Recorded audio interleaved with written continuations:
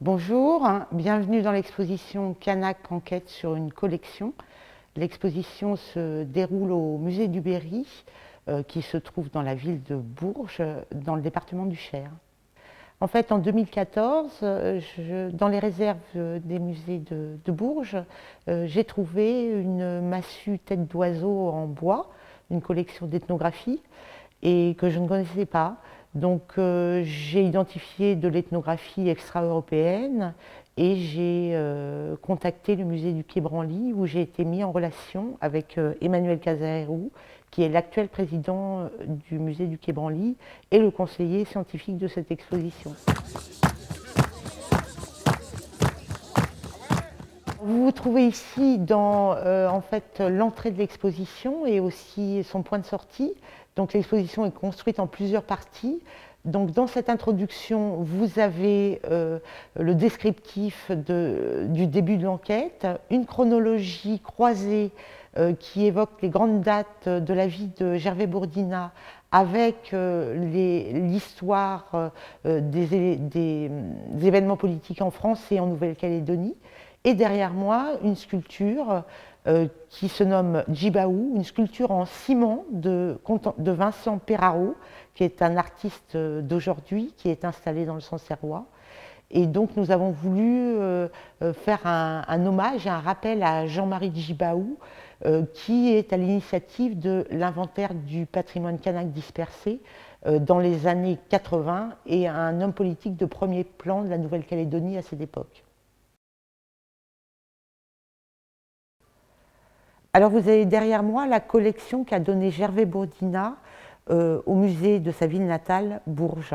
Donc la collection d'armes kanak essentiellement.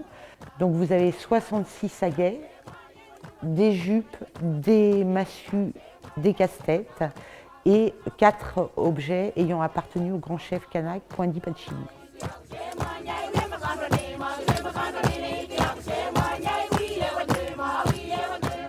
Alors dans cette vitrine, ici vous avez des massues qui ont des formes de phallus et des casse-têtes dit bec d'oiseau parce que vous voyez qu'il a la forme d'un bec d'oiseau. De ce côté-là, nous avons en fait des objets énigmatiques. C'est l'objet qui se trouve sur l'affiche de l'exposition et beaucoup de personnes se demandent ce que c'est.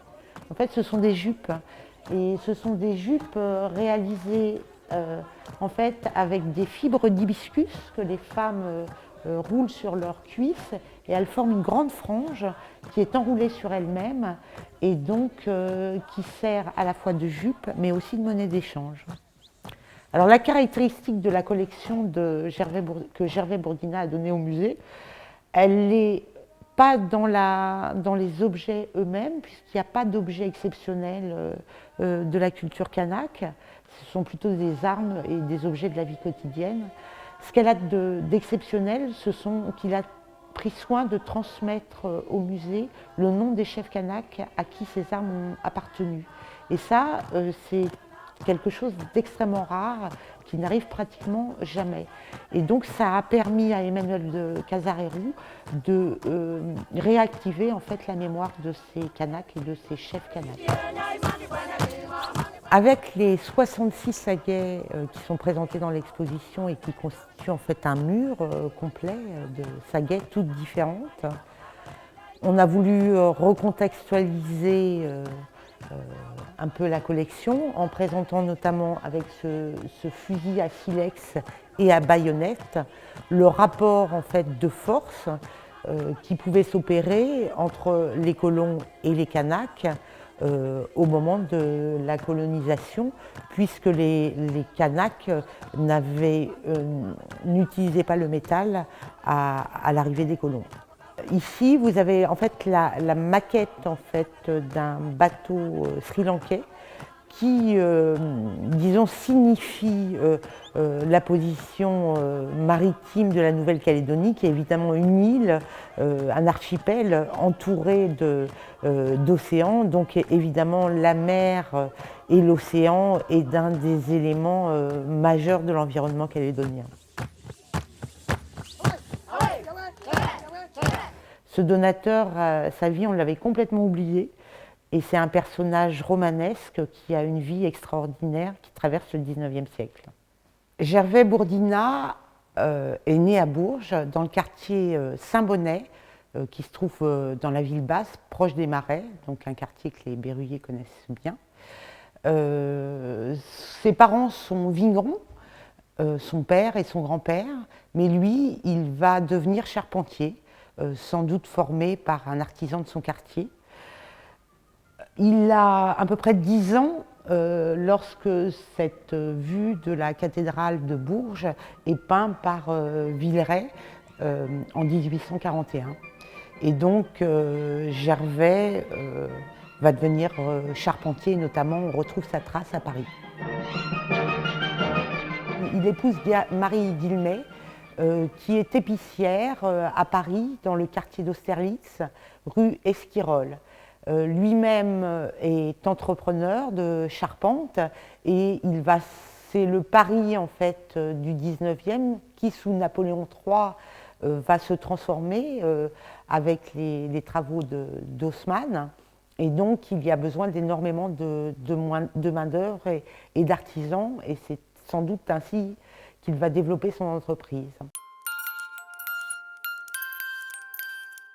Un tableau important de l'exposition, qui est un autoportrait de Gustave Courbet, peint en 1872. Gustave Courbet a participé à la Commune de Paris puisqu'il a été élu délégué aux Beaux-Arts pendant ces événements et il a été emprisonné dans une prison parisienne qui s'appelle Sainte-Pélagie.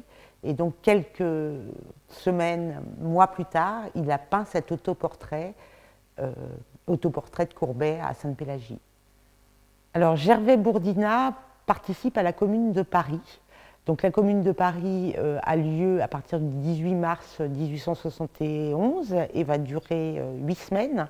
C'est un mouvement populaire et insurrectionnel qui va être réprimé par la force, par le gouvernement de Thiers.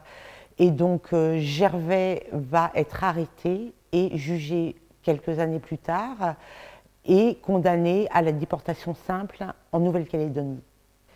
Donc la Nouvelle-Calédonie est un archipel situé à plus de 16 000 km de la métropole. Et donc Gervais Bourdinat va être transporté au bord de l'Orme, qui est un navire à vapeur, en même temps que des centaines d'autres déportés. Et donc le voyage va être terrible, il va durer plus de 3 mois et il y aura de nombreux morts et de nombreux malades du scorbut à l'arrivée à Nouméa, puis à l'île des Pins, qui est le lieu de déportation simple.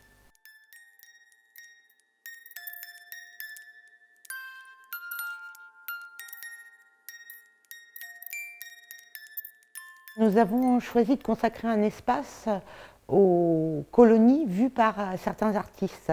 Donc ici, on a une sculpture de Jean-Baptiste Carpeaux, réalisée en 1868, et qui s'appelle « Pourquoi naître esclave ?», qui représente une jeune femme noire entravée par des liens.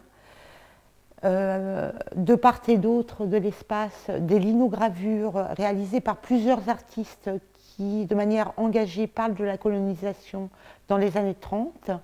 Et en fond d'espace, un tableau de Henri Quéco qui a été réalisé en 1969 avec le groupe des Malatsi et qui s'appelle L'envers du billet et qui parle en fait de la colonisation et des colonies d'Afrique du Nord.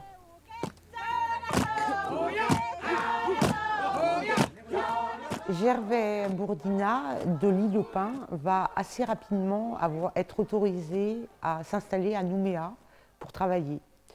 Sa femme, Marie Guillemey, Marie Bourdinat, et son fils, né à Paris, Louis-Eugène, vont le rejoindre en 1873. Et rapidement, après les lois d'amnistie de 1880, il décide de rester en Nouvelle-Calédonie et d'y faire sa vie. Et il va acheter très rapidement des terres, développer des entreprises de bâtiments et de charpente. et s'engager en politique puisqu'il va devenir conseiller municipal, comme le montre la carte de visite que nous avons retrouvée avec les objets dans les réserves.